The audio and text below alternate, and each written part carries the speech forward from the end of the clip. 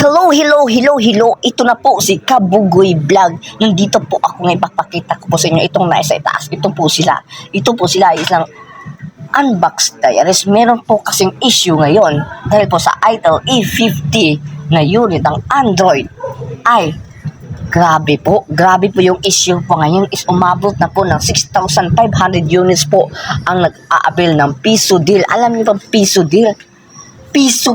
Pesos lang, 1 pesos lang ang isang unit ng Itel E50.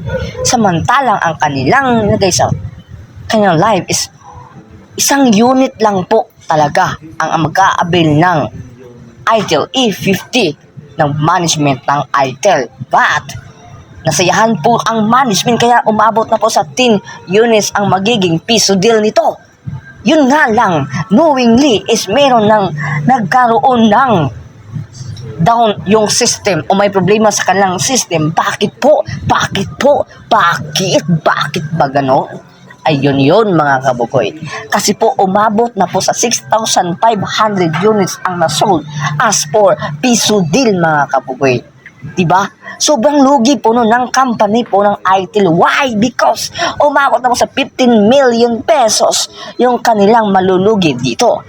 Kaya po nananawagan po ang Unboxed Diaries Management o sa lahat po na nakapag-order ng piso deal o nakapag-abil ng piso deal na sana po ay ika-cancel po nila ito. Yun po ang tanong ng marami. Kung ika-cancel nyo pa ba? Ika-cancel nyo? Yun lang ang tanong ng marami. Sino nga po ba ang may mali dito? Diba? Sayang nga po naman yung piso deal, no? Sayang din at nakakaawa din po sa kanilang management na malulugi ng 15 million pesos mga kabugoy.